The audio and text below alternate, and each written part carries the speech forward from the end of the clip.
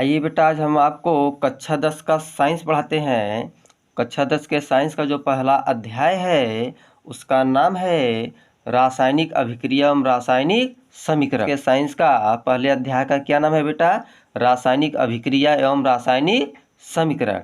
ये साइंस में केमिस्ट्री के अंतर्गत आता है। इसमें सबसे पहले हम रासायनिक अभिक्रिया को परिभाषित करते हैं। देखिए बेटा, रासायनिक अभिक्रिया का परिभाषा है क्या? जब एक या एक से अधिक पदार्थ आपस में संयोग करके नए गुणधर्म वाले पदार्थ का निर्माण करते हैं तो उसे रासायनिक अभिक्रिया कहते हैं। हाँ बेटा, जब एक या एक से अधिक पदार्थ आपस में संयोग करके नए गुणधर्म वाले पदार्थ का निर्माण करते हैं तो उसे हम रासायनिक अभिक्रिया कहते हैं। अब देखिए, रासायनिक अभिक्रिया में ये क्या मैग्नीशियम है और ऑक्सीजन है, ये दोनों क्या कर रहे हैं? भाग लिए हैं, आपस में संयोग करेंगे। ये मैग्नीशियम और ऑक्सीजन संयोग करके मैग्नीशियम ऑक्साइड का निर्माण करते हैं। किसका निर्माण करते हैं? मैग्नीशियम ऑक्साइड का। अब देखिए, ये बेटा अभिक्रिया का निशान है। ये क्या है? अभिक्रिया का निशान है। अभिक्रिया के निशान की ये बाएं तरफ वाला जो पदार्थ होता है ये अभिकारक होता है। अभिक्रिया के निशान के बाएं तरफ वाला पदार्थ अभिकारक होता है। अभिक्रिया के निशान के दाहिने तरफ वाला पदार्थ उत्पाद होता है। अब देखिए, इस अभिक्रिया में भाग कौन पदार्थ लिया है? मैग्नीशियम और ऑक्सीजन क्या लिए हैं? भाग लिए हैं। अब देखिए, पहले हम अभिकारक को परिभाषित करते हैं। किसको? अभिकारक को। अब देखिए, अभिक्रिया के निशान के बाएं तरफ वाले पदार्थ को अभिकारक कहते हैं।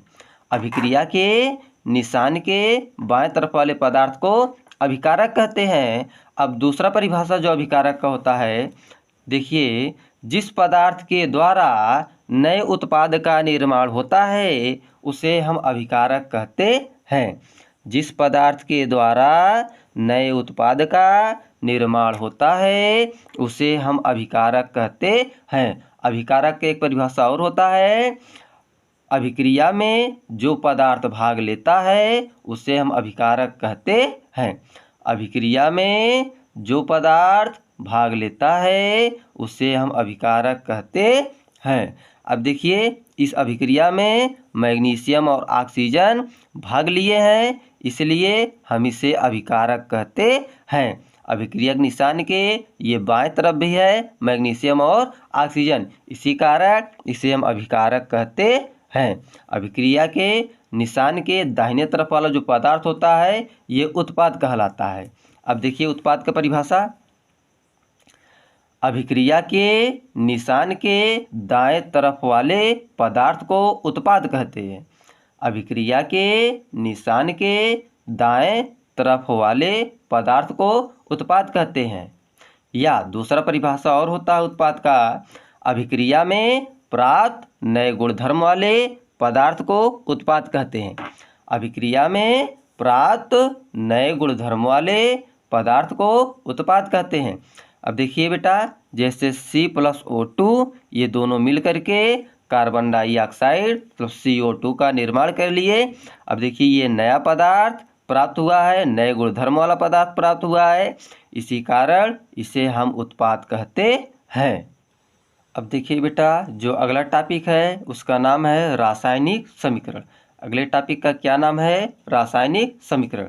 अब रासायनिक समीकरण हम किसे कहते हैं? देखिए, रासायनिक अभिक्रिया में भाग लेने वाले पदार्थों को संकेतों के माध्यम से संक्षिप्त में लिखना ही रासायनिक समीकरण कहलाता है।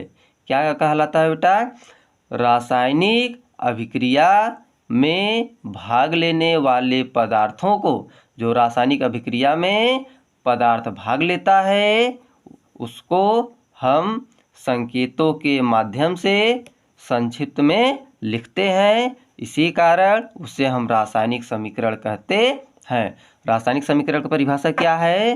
रासायनिक अभिक्रिया में भाग लेने वाले पदार्थों को संकेतों के माध्यम से तथा सूत्रों के माध्यम से संक्षिप्त में लिखना ही रासायनिक समीकरण कहलाता है। अब देखिए ये जो मैग्नीशियम है, क्या है? मैग्नीशियम। मैग्नीशियम का प्रतीक Mg होता है। मैग्नीशियम का प्रतीक क्या होता है? Mg। और ऑक्सीजन का प्रतीक क्या होता है? O होता है। ऑक्सीजन का प्रतीक क्या होता है? O होता है। तो इसलिए देखिए इसको जो प्रतीक के माध्यम से लिखा गया है Mg और O लिखा गया, ठीक। Mg और O, इसको बैलेंस करने के लिए यहाँ पर 2Mg और O2 लिखा गया है, तो क्या हो जाएगा 2MgO, ठीक। इसको देखिए किसके माध्यम से? प्रतीकों के माध्यम से और सूत्रों के माध्यम से क्या कर लेते हैं? संक्षिप्त में लिख लेते हैं। इसी को हम क्या कहते हैं? रासायनिक समीकरण कहते हैं। अब देखिए असंतुलित रासायनिक समीकरण क्या है? असंतुलित रासायनिक समीकरण। जिस रासायनिक समीकरण में अभिकारक तथा उत्पाद दोनों की संख्या आपस में बराबर न हो उसे असंतुलित रासायनिक समीकरण कहते हैं। हाँ बेटा, जिस रासायनिक समीकरण में अभिकारक तथा उत्पाद दोनों की संख्या आपस में बराबर नहीं होते हैं तो उसे हम असंतुलित रासायनिक समीकरण कहते हैं। असंतुलित रासायनिक समीकरण को कंकाली समीकरण भी कहा जाता है। असंतुलित रासायनिक समीकरण को कंकाली समीकरण कहा जाता है। अब देखिए बेटा, जैसे यहाँ Mg है प्लस O2 है, यहाँ पर क्या हो गया 2MgO। अब देखिए ऑक्सीजन पर 2 माइनस होता है। ऑक्सीजन पर कितना माइनस होता है? 2। और मैग्नीशियम पर 2 प्लस होता है। मैग्नीशियम पर कितना प्लस होता है? 2 प्लस होता है।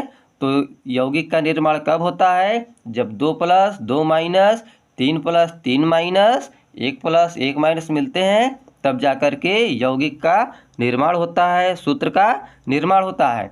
अब देखिए इसमें मैग्नीशियम की संख्या 1 है, ऑक्सीजन की संख्या 2 है, तो यहाँ पर मैग्नीशियम की संख्या कितना हो गया?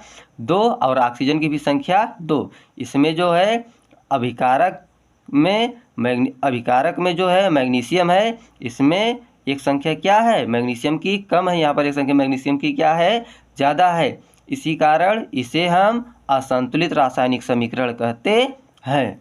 अब क्या पढ़ेंगे? संतुलित रासायनिक समीकरण। क्या पढ़ेंगे बेटा? संतुलित रासायनिक समीकरण। इसका परिभाषा जो होता है, जिस रासायनिक समीकरण में अभिकारक तथा उत्पाद दोनों की संख्या बराबर हो उसे संतुलित रासायनिक समीकरण कहते हैं। बेटा संतुलित रासायनिक समीकरण परिभाषा क्या हुआ?